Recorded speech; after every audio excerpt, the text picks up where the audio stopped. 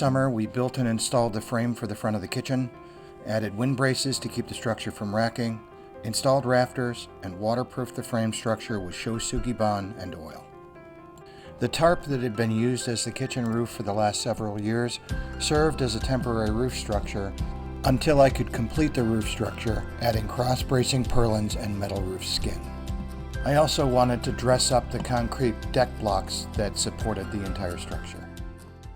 And this is just from, some of it is from the 2x material that my friend Jeff brought me to put the roof structure on, and some of it is homemade, just 1x material that I had left over from last year that I had kicking around.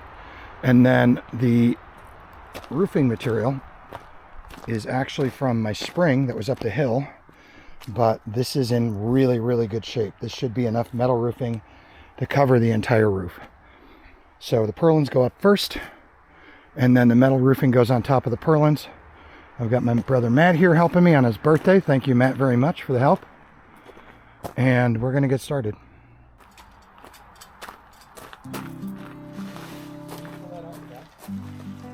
The first step was to remove the faithful tarpaulin roof that had served to protect us for the last 3 years.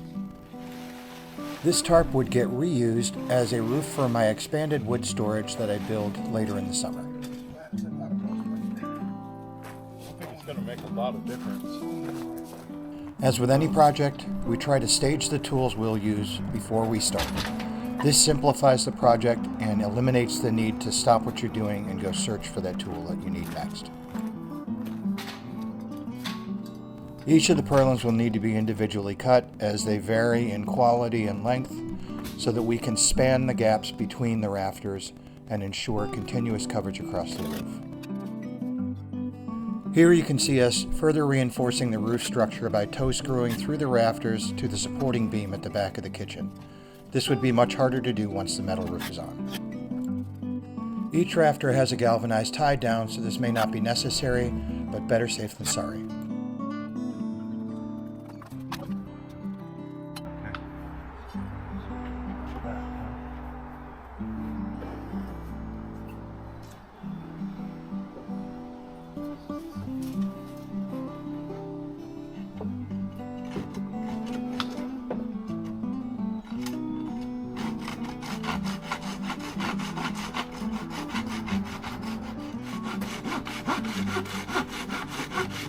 Matt's using a Japanese pull saw here to square up the end of the purlin so that we can get even coverage across, as we'll use several boards to span each space.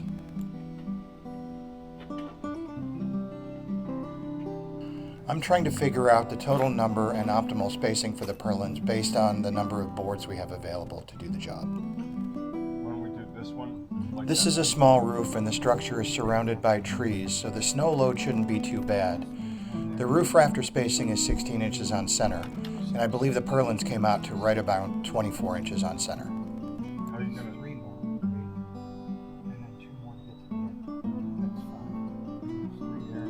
to... Spending time to talk about the next steps and get on the same page with everybody working on the project can save you a lot of time and confusion down the road as you struggle to explain the thing when you're halfway through it. A lot of the same principles of project management that I use in my tech job apply here. So it's interesting the kind of crossover and the way your brain has to work just to accomplish any project.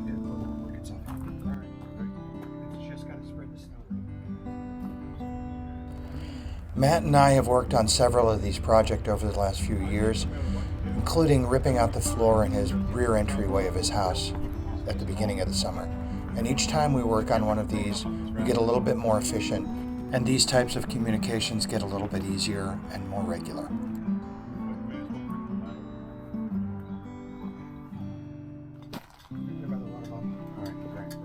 If you enjoy these videos, please like and subscribe. It really helps me with the YouTube algorithm. And leave a comment. I love talking with you guys online and communicating with you about each of my videos. The summer of 2025 was brutal, with heat indexes sometimes hovering around 105 degrees and no place to go to get away from the heat. Staying hydrated with water and electrolytes was crucial to making sure you'd survive any of these outdoor projects.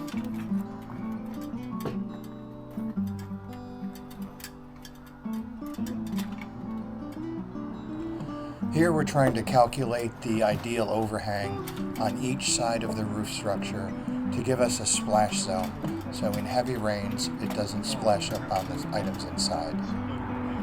Getting these things planned out up front means that each purlin to follow can follow the same pattern, so setting the pattern right the first time is important.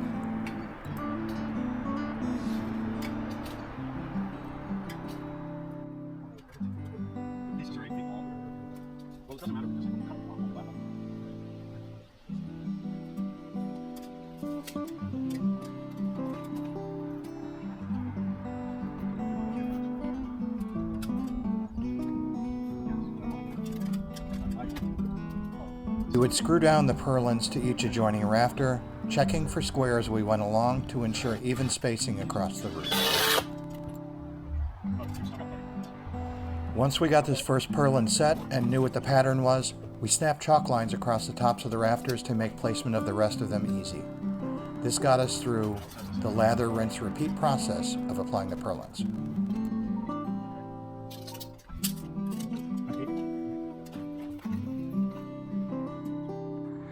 So we were able to get the purlins on, Matt and I. We also pulled down metal for the roof, which I showed you in the previous video, but the purlins are installed now. So this, in conjunction with the rafters, will hold the metal, and the metal will keep the snow off, and the rain, hopefully. But one step closer. Good solid construction. As I said before, this was my brother Matt's birthday weekend, so we were on a schedule, and I didn't record applying the roof. The roofing panels went on starting at the back of the roof to the front of the roof. We overlapped them using the grooves at the edges of each panel, giving about a 6 to 8 inch overlap on each one. We went from the back to the front because that means the horizontal overlap or the vertical overlap from the front to the back would lap down. So the highest point would lap over the lowest point, allowing the rain to run off and shed off the back of the roof.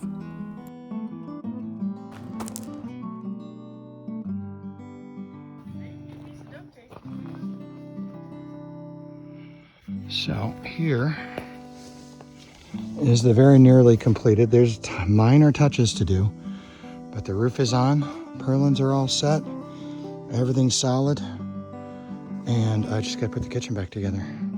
But that's the completed roof. I will do some video after dark where the lights are on and you can see the whole effect.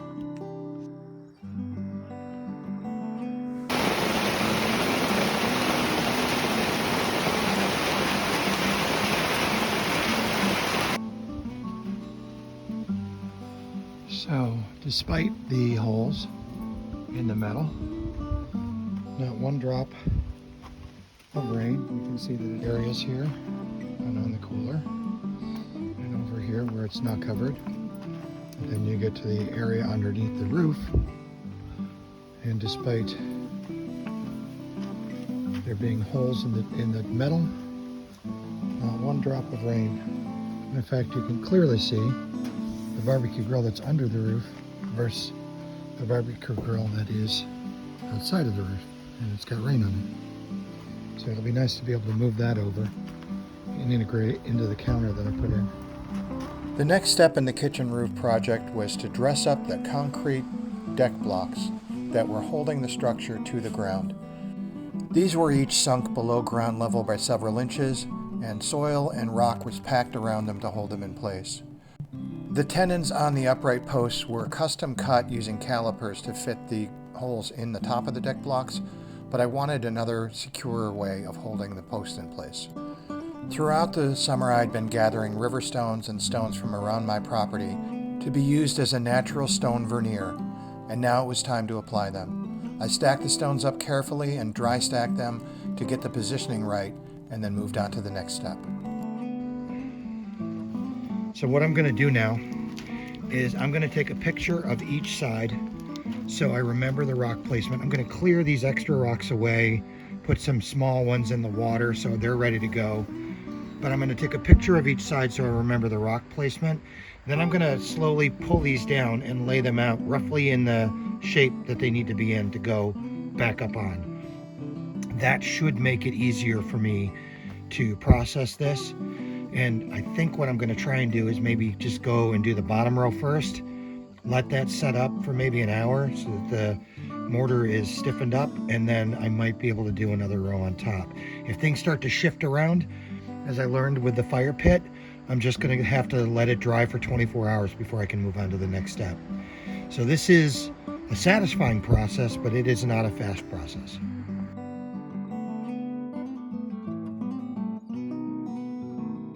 So here is an example.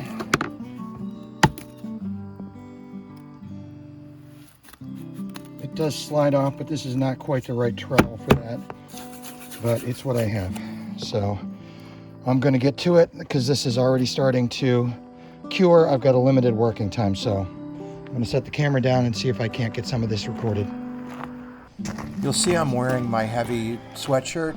I tried to do this first thing in the morning when it was still cool, because that would help to retard some of the curing of the concrete. I'm going to try and put a little bed of mortar along the bottom for these to sit in. That should help me to level them. This is not a pristine, clean room environment by any means. It is a dirty outdoor kitchen right now. So, it doesn't get it, it doesn't get it. Okay. I'm going to start with my lineup of rocks here. Try and get some on the wall, if I can.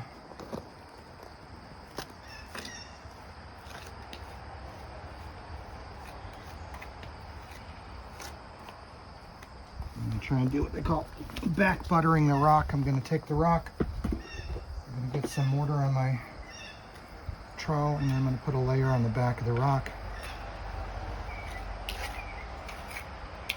Try and get all the way out to the edge, so all of those gaps are filled up and doesn't give it a chance for water intrusion.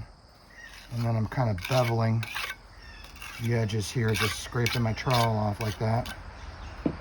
And then I'm going to try and set it in place. This mortar is probably a little too wet. Yeah. It's just a little bit too wet, but I'm going to wiggle it to get good contact. Move the excess mortar down to the base here and then start on the next one. So, mortar on the wall. If it falls off, I just use the back of the trowel to like swing it back up again. So we'll get that going. I don't want to take too much away from the base. I'm going to get my next rock right here. Try and clean it off a little bit. I can always clean these afterwards. Put a little splop of mortar on the back. Sorry you can't see that. And then I'm going to move it around. Doesn't have to be too thick. I'm trying to do it over the bucket here so I don't lose any.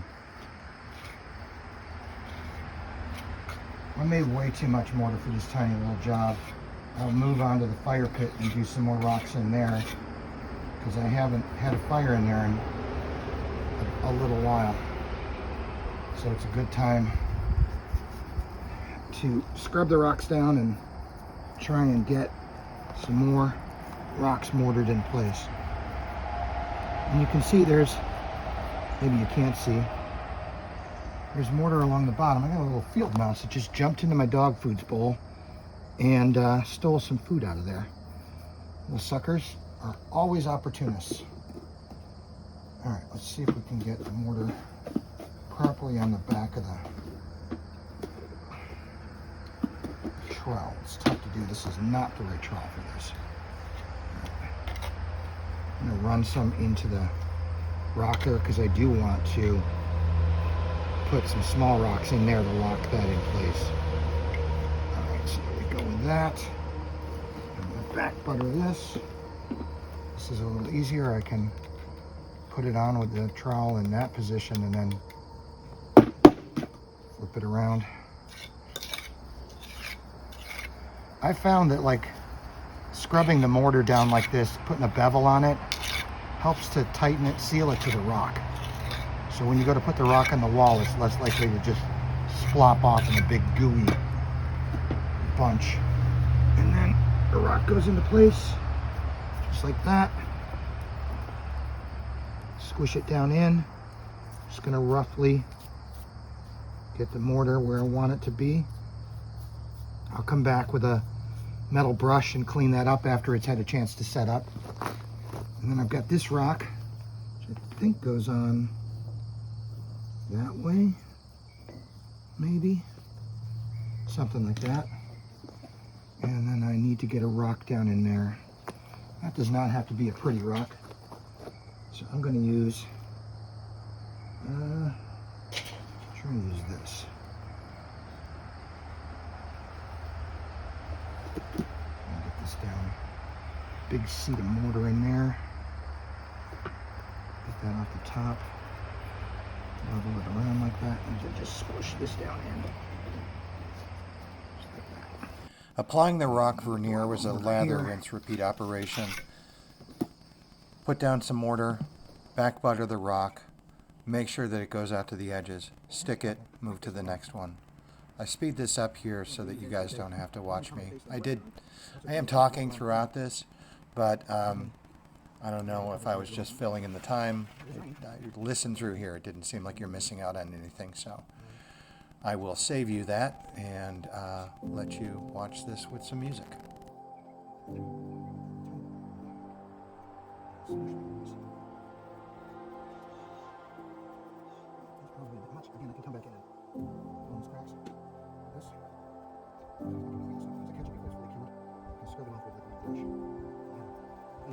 I finish up applying these rocks by dropping mortar in between the rocks and then smoothing it out with my fingers.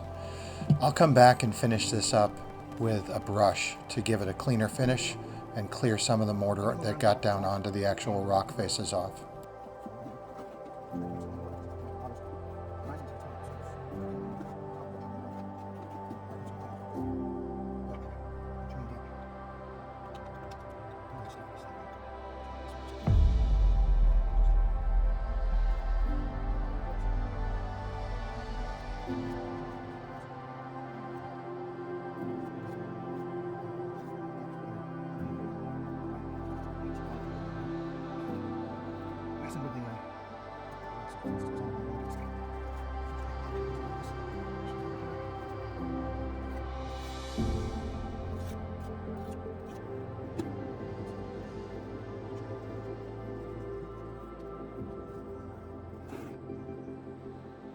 Sit, squish that into the corners.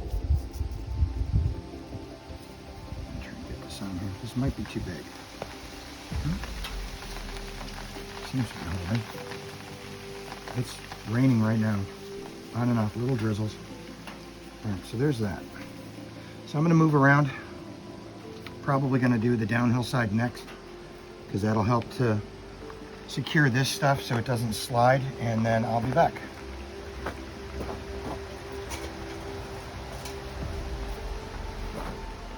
All right, this is where I'm at. I've got stones on all four sides. I actually ran out of mortar. I thought I had mixed way too much, and I wound up not having enough to finish this last side.